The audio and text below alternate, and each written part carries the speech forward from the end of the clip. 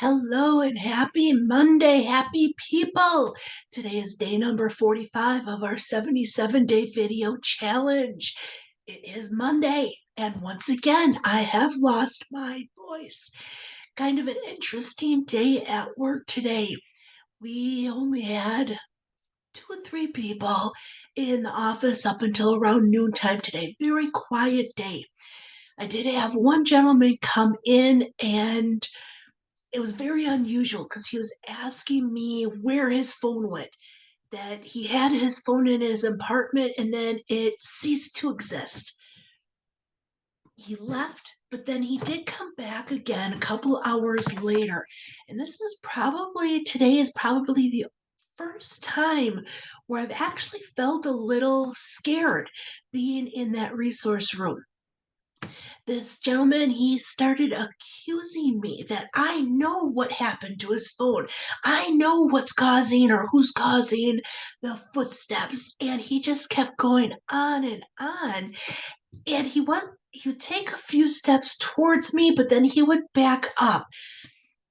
And it just put me at unease today. And finally, I made the comment to him.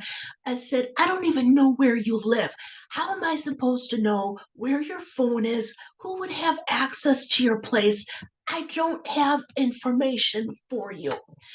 And then he seemed to back off and he accepted that as an answer. It's interesting that I felt this way. And when I worked at the prison, when I worked at probation and parole, in prison, I actually never felt unsafe because I think I always had the officers, the sergeants, the white shirts, the captains and the lieutenants. Somebody was always around. Pretty much every single staff person there, they were trained in protection or POSC, principles of subject control.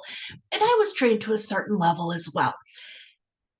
At probation office, there's only one time that I truly was scared.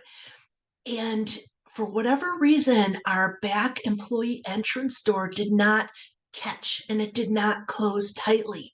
And a couple of people walked in off the street. They were able to pull the door open and they were very quiet. And I did not notice them walking down the hall directly to me because I'm involved. I'm doing my typing.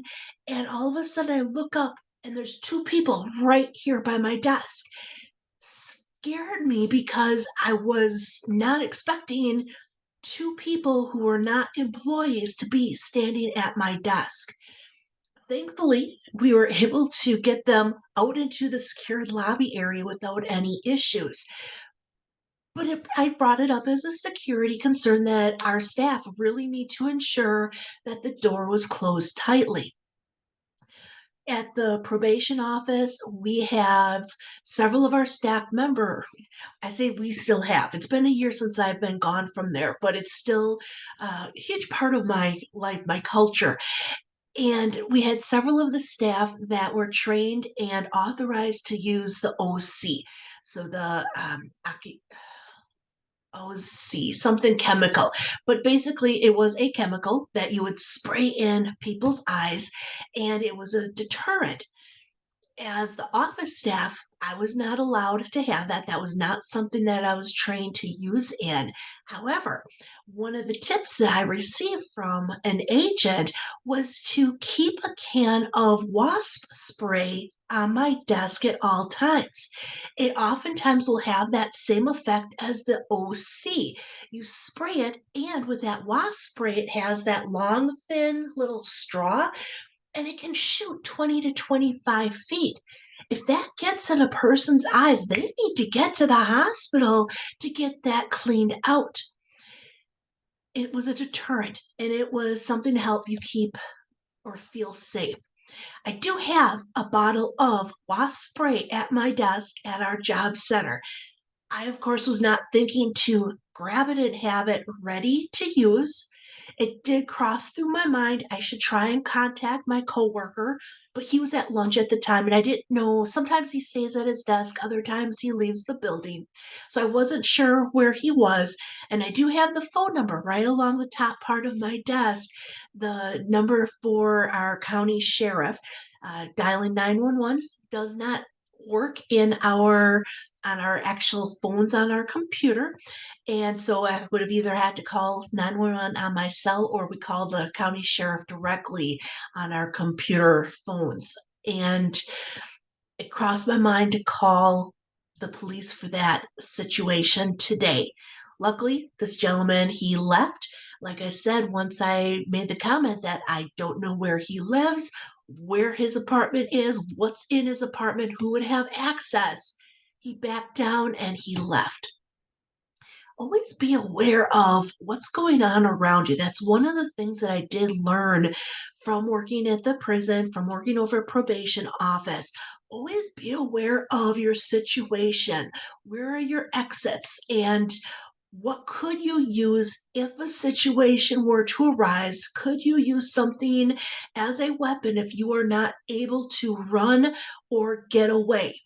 Knowing the fluffiness that I am, my knee was extra bad again today. There's no way I could hobble away from somebody who can run just as easily. I would have grabbed that wasp spray if I needed to in a dangerous situation.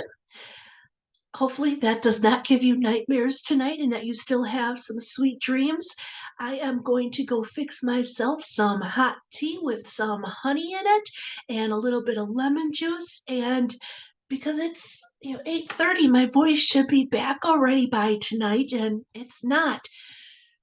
Oh, happy Monday, everyone. Hopefully, tomorrow warms up and we have a good day tomorrow. Have a great evening, everyone. You take care. Again, sweet dreams. If you're in a place that is starting to get a little bit colder, a little bit of those white flakes coming from the sky, God shaking off the dandruff on his shoulders, just be careful out there. Turn your headlights on for safety. Have a great evening. Bye.